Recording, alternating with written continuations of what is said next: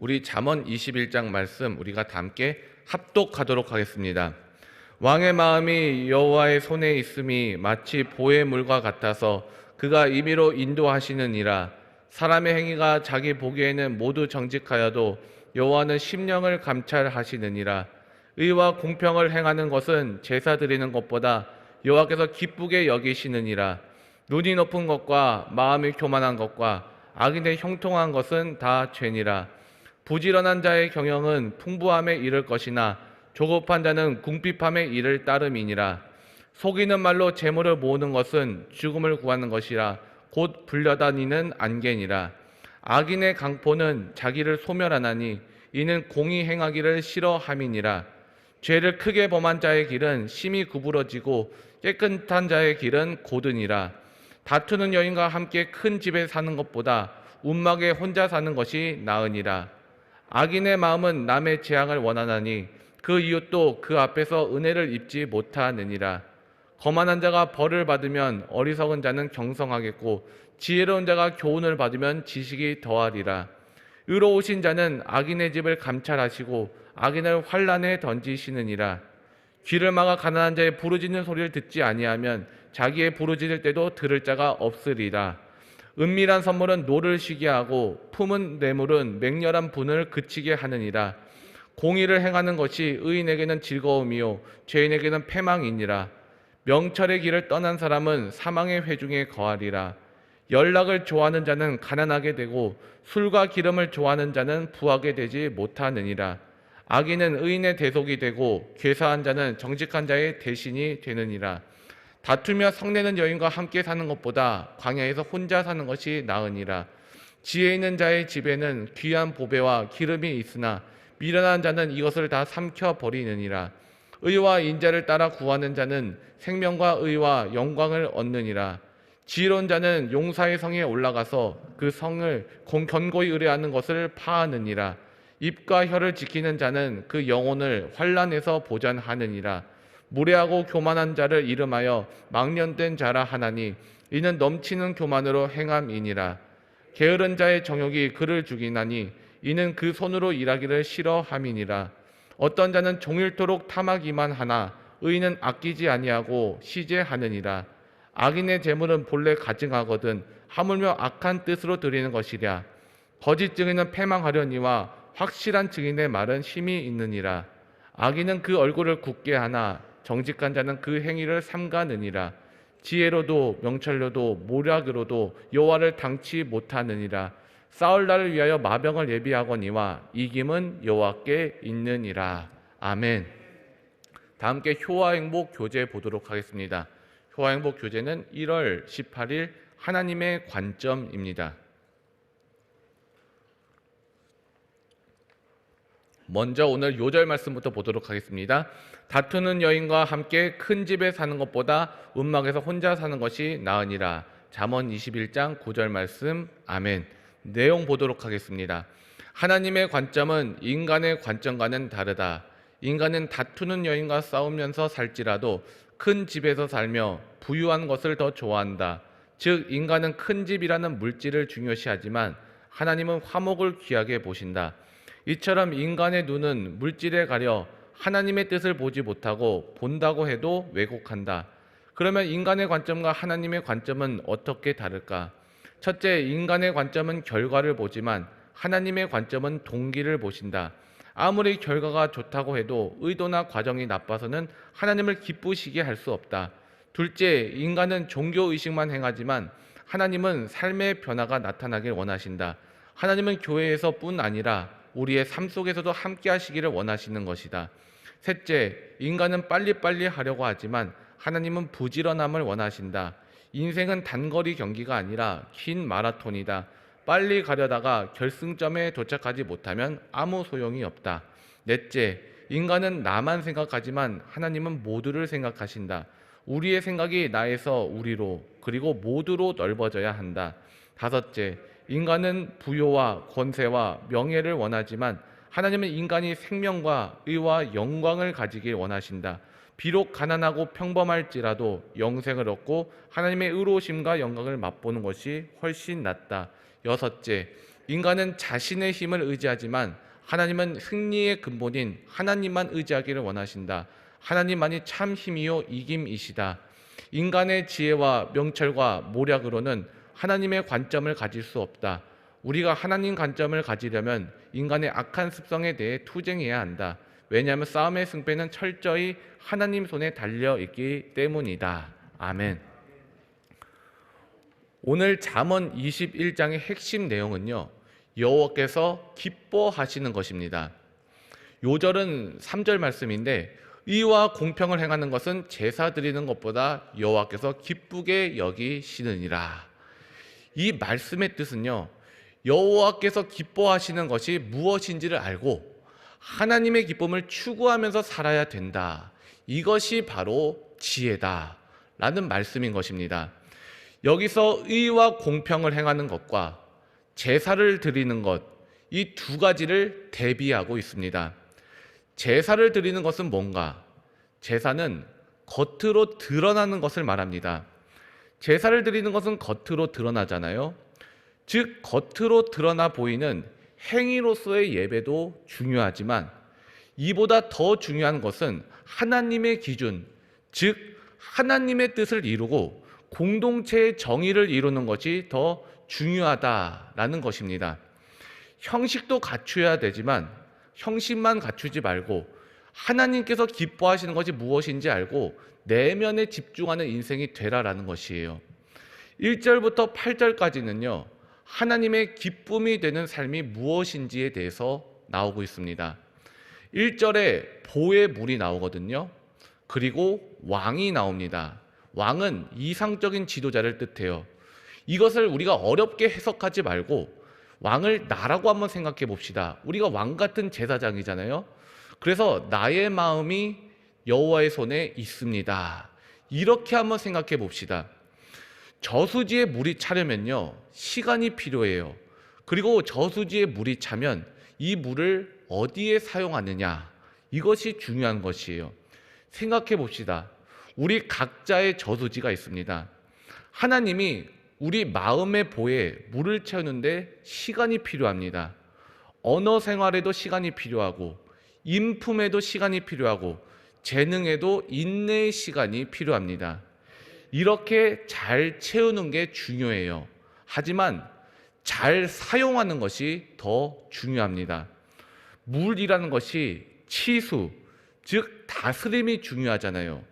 통제받는 물은요, 힘이 되는 것입니다. 능력이 되는 것이에요. 수력 발전으로 전기를 얻기도 하고 물을 가두어 놓아 생활 용수로도 사용할 수가 있습니다. 하지만 통제되지 않는 물은 재앙이 되는 것이에요. 물난리라고 이야기하지 않습니까? 홍수, 해일 등 통제되지 않는 물은 재앙이 되는 것입니다. 하나님이 우리에게 능력을 주셨는데 여호와의 손에 다스림을 받으면요, 능력으로 발휘가 되지만 여호와 손에 통제되지 않는 능력은 재앙이 될 수 있다라는 것이에요. 그래서 2절에 뭐라고 말씀합니까? 우리 함께 한번 읽어볼까요? 사람의 행위가 자기 보기에는 모두 정직하여도 여호와는 심령을 감찰하시느니라. 아멘. 자기 보기에는 옳아 보여도 하나님 다스림 받지 않고 자기 뜻대로 사용하면 망한다라는 것이에요. 하나님께서 보의 물을 움직일 수 있도록 하나님이 다스리시고 하나님이 이끄시는 인생을 살아야 된다라는 것입니다. 즉 여호와께서 기뻐하시는 인생은 3절에 나와 있는 공의와 정의다. 하나님 뜻대로 사는 인생이 되어야 된다. 공동체의 유익이 되는 인생을 살아야 된다. 이것이 바로 하나님이 기뻐하시는 인생이다. 이렇게 말씀하고 있는 것입니다. 그리고 그 다음에 9절부터는 하나님을 기쁘시게 하기 위한 훈련이 나와 있어요.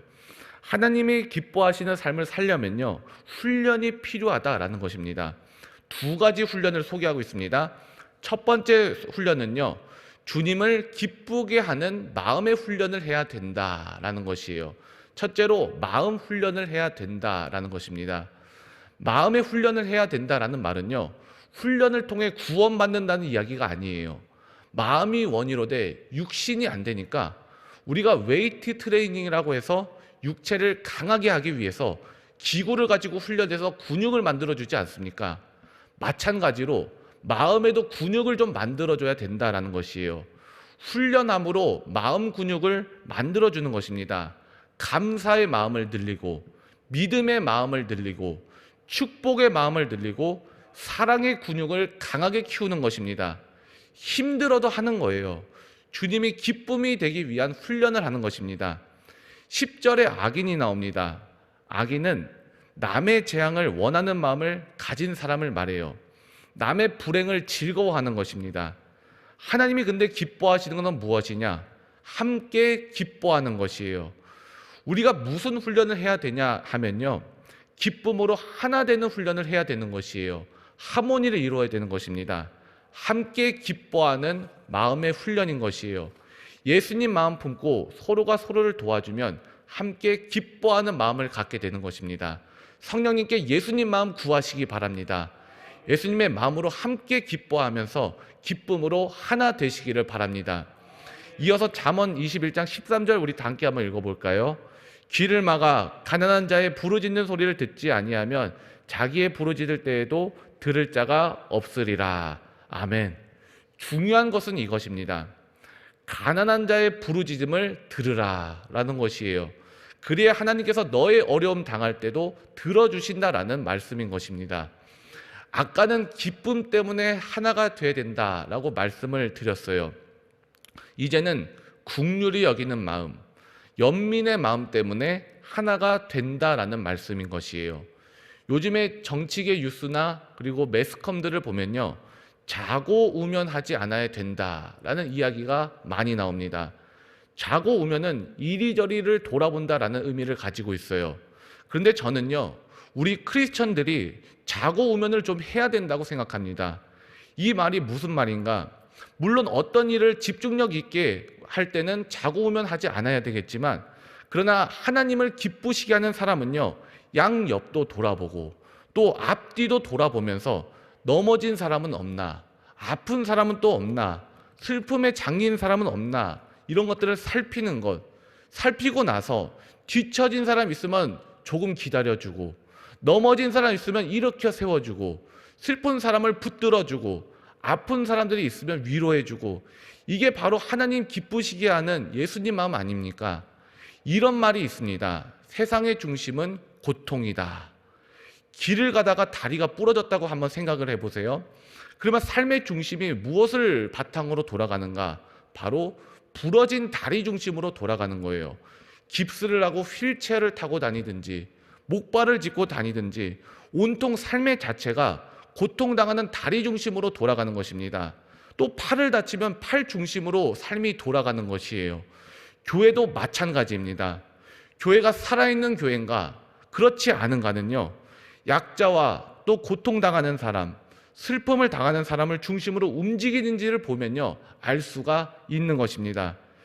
기쁜 일이 있을 때 함께 기뻐하기도 해야 되겠지만 그게 전부가 돼서는 안 됩니다. 교회는 병든 사람, 약한 사람, 또 소외된 사람, 아파하는 사람, 옆에서 눈물을 흘리고 있는 사람과도 함께 해야 되는 것입니다. 함께 기뻐하고 함께 슬퍼하는 것, 이것이 우리가 해야 될 마음 훈련인 것이에요. 이런 마음 훈련을 통해서 주님을 기쁘시게 하는 우리 모두가 되기를 주님의 이름으로 축원합니다. 두 번째로 주님이 기쁘게 하시는 그리고 행동 훈련을 해야 된다라는 것이에요. 두 번째로 주님이 기쁘시게 하는 행동 훈련을 해야 된다라는 것입니다. 이것이 바로 17절부터 마지막 절까지의 내용입니다. 우리가 17절 말씀에 보면요, 연락이라는 말이 나옵니다. 연락은요, 잔치, 파티를 말하는 것이에요. 잔치 좋아하지 말라는 것입니다. 술과 기름, 즉 술과 고기 좋아하지 말라는 것이에요. 절제하라는 말씀입니다. 우리 18절 다 함께 한번 읽어볼까요? 악인은 의인의 대속이 되고 괴사한 자는 정직한 자의 대신이 되느니라. 아멘. 여기 말씀에 보면 악인과 대속이라는 말이 나옵니다. 악인은 남의 불행을 즐거워하는 사람을 말해요. 대속은 대신 죽는다라는 이야기를 말합니다. 그러므로 18절의 내용은 악인은 의인 대신 죽는다라는 말을 뜻하고 있는데, 이것이 무슨 말인가? 우리가 에스더서를 보면요, 의인인 모르드게와 악인인 하만이 나오고 있습니다. 모르드게는 악인인 하만에게 굽신거리지 않았습니다. 이때 하만은 기분 나쁘다고 나무 장대를 만들어 놓고 모르드게뿐만 아니라 유다 동족들을 다 죽이겠다고 마음을 먹었어요. 그런데 이 하만이 만든 나무에 누가 매달렸나요? 모르드게가 아니라 하만이 달렸어요. 정세가 역전된 것입니다. 하나님께서 일하시니 역전이 되었다라는 말씀인 것이에요. 에스더서는요, 하나님이란 단어가 나오진 않지만 하나님이 일하심을 우리가 느낄 수가 있습니다. 이런 이야기가 있어요. 빙하가 있습니다. 우리 인간이 생각하기에 서풍이 불면은 빙하가 바람을 타고 동쪽으로 움직이고 또 동풍이 불면은 빙하가 서쪽으로 움직여야 될 것 같은데 그게 아니라고 해요. 바람이 엄청나게 강하게 부는데도 바람이 부는 방향으로 빙하가 거슬러 올라간다고 해요. 그것이 왜 그런가? 빙산의 일각이다라는 말이 있지 않습니까? 수면 위에 떠 있는 우리 눈에 보이는 빙하는 전체의 10%도 채 되지 않는다고 합니다. 거대한 빙하는 바람에 의해서 움직이는 것이 아니라 밑에 해류에 의해서 움직인다라는 것이에요. 마찬가지예요. 성경을 보는 것은요, 하나님 말씀을 보는 것은 해류를 읽는 것입니다. 성경을 통해서 우리는 하나님을 볼 수가 있고요, 하나님의 일하심을 볼 수가 있는 것입니다. 반면에 세상 판단 따라가는 사람은요, 바람만 보고 판단하는 거예요. 이런 사람은 세상을 결정하는 힘이 바람밖에 없는 줄로 압니다. 그래서 자기가 다 안다고 생각하지만 이것은 틀린 것이에요. 훨씬 더 강력한 힘, 해류, 바로 하나님이 결정하신다라는 것입니다. 그것이 바로 주님께서 일하신다라는 것이에요. 모든 것을 판단하고 역전시키는 것은요, 하나님이라는 것을 믿으시기를 바랍니다. 그래서 하나님을 기쁘시게 하는 저와 여러분 되기를 주님의 이름으로 축원합니다. 말씀 정리할게요. 사람에는 한계가 있습니다. 하나님은 전능하신 분이시기 때문에 사람은 여호와를 이기지 못합니다. 하나님 편에 서시기를 바랍니다. 하나님을 기쁘시게 하시기 바랍니다. 승리는 하나님께 속해 있고요, 전쟁은 하나님께 속해 있는 것입니다. 우리가 승리하고자 한다면요, 하나님 앞으로 나가시기를 바랍니다. 그러면 반드시 승리하게 되는 것이에요. 우리가 마지막 30절, 31절 우리 다 함께 한번 읽어보겠습니다. 지혜로도 명철로도 모략으로도 여호와를 당치 못하느니라. 싸울 날을 위하여 마병을 예비하거니와 이김은 여호와께 있느니라. 아멘. 이 말씀을 가슴에다 새기시기 바랍니다. 그래서 하나님을 기쁘시게 하시고 날마다 승리를 맛보며 그러한 하나님의 은혜가 있기를 주님의 이름으로 축원합니다. 다 함께 기도하겠습니다.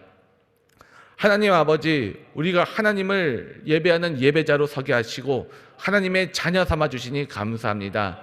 찬양받기 합당하신 주님, 우리가 하나님을 기쁘시게 하는 삶을 살아가기 원합니다. 주의 기뻐하시는 뜻을 알아 그 뜻대로 행하는 자들 되게 하여 주시옵소서. 그리고 우리의 영안을 열어 주셔서 하나님 바라보며 우리의 시선이 아니라 하나님의 시선으로 세상을 바라보며 날마다 승리하는 주의 백성들 될 수 있도록 주께서 인도하여 주시옵소서. 그래서 최후 승리가 있는 그날까지 끝까지 충성 봉사하며 승리를 맛보는 우리 가정과 우리 일터와 개개인의 삶이 될 수 있도록 주께서 붙잡아 주시고 인도하여 주시옵소서. 예수님의 이름으로 기도드립니다. 아멘.